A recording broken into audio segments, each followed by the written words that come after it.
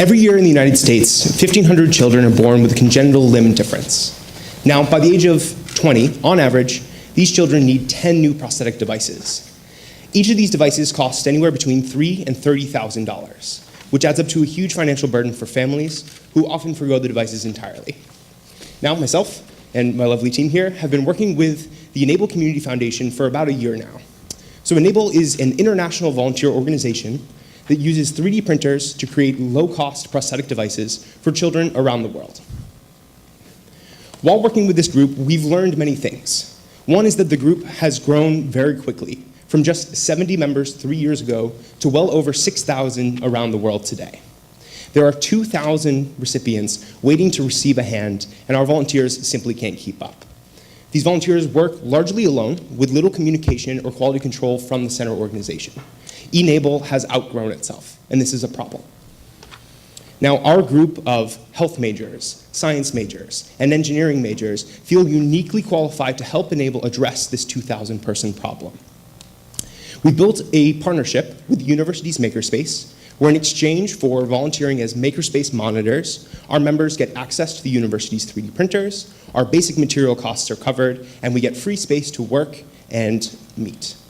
We have support from the leadership of the organization, including its founder, and we've built partnerships with local 3D printing vendors such as Alpha Imaging Technologies. Our proposed solution is to build a bona fide eNABLE chapter here at UMass Lowell. When eNABLE receives a new influx of recipients, they can come directly to us, and we can help serve those children. By being a hub in the Northeast, we can better serve this backlog of recipients. Our members can work together in teams with dedicated tools, time, and space, as well as faculty advisement, to create more devices than any solo volunteer could hope to make alone. Our groups can work together to improve on the designs that the community has already provided to us, and we can build partnerships with suppliers and distributors to bring down the cost of these already inexpensive devices. Now, this project doesn't help children with limb differences. It also helps our members and our students. Students at UMass Lowell will be able to get hands-on experience with valuable technology like 3D printing, which will make them more skilled in the workforce. Not only that, they get the opportunity to work with hands-on, real-world humanitarian problems. Now, our relationship with the Makerspace will cover our basic costs, and we've raised over $1,000 in private donations. As of yet, our largest cost has been shipping, and we hope to work with distributors such as FedEx to reduce that cost. But funding from the Difference Maker program will allow us to expand our operation. It should be able to, given a $5,000 prize winning, sustain us for 2 to 3 years, letting us serve around 25 families with custom prosthetic devices and up to 40 devices every week that are, every month, generic devices to send to projects with partners in places like Haiti, Cambodia, and Ghana. Now, Difference Maker funding wouldn't just go to materials and printers. It would also go to letting our members travel to meet our recipients face-to-face, to have our members go to trade shows and conferences, further adding to their experience. With Difference Maker funding, we'd be able to purchase a solo 3D printer dedicated to our group, so we're no longer sharing with the College of Engineering and its classes.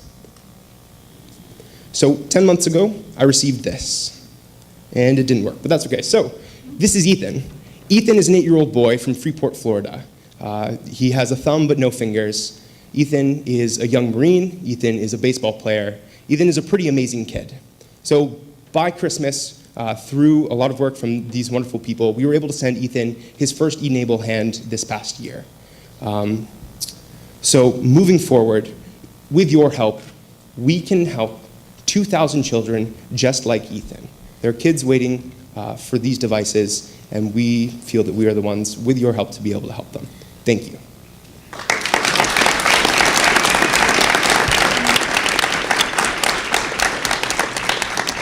Questions from our judges?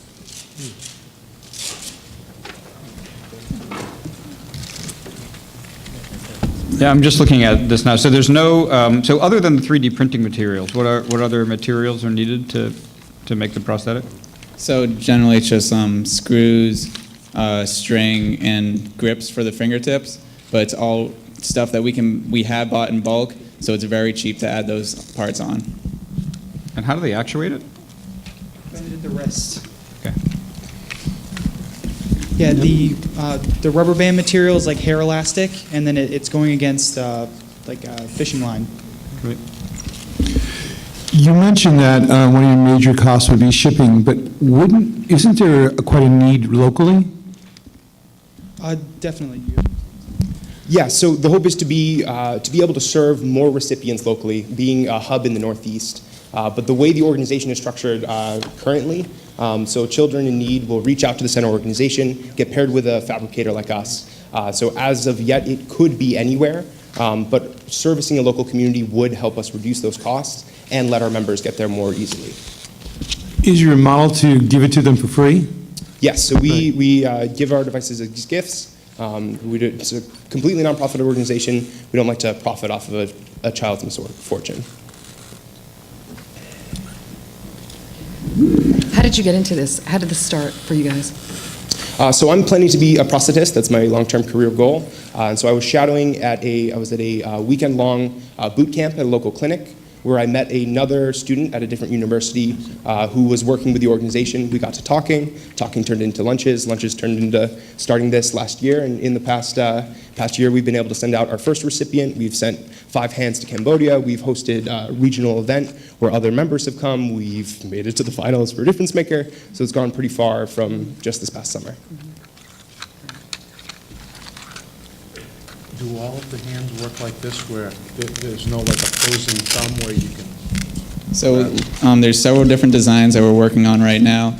There's a couple where, depending on how you turn your arm, different finger movements will be done. But generally, that is the design where the fingers and thumb come at the same time.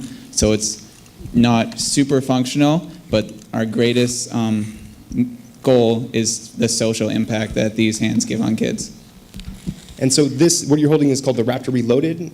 Pretty recently, there's a model called Phoenix that's been adopted pretty widely by the group that does definitely feature opposability. But yes. Is there a strength requirement? Is the goal to hold a glass of water or baseball bat? What's the core requirement there? So some other members in the organization have recently developed some functional tests. So they're sending out essentially a questionnaire to recipients before and after they use the device. And it's things like, can you operate a door handle? Can you pick up this ball? Can you drink from a cup of water? But it all depends on the child. So every amputation is incredibly different. But we hope to be able to try and test designs that are made by other members in the community based on functional standards. Ladies and gentlemen, eNABLE Lowell.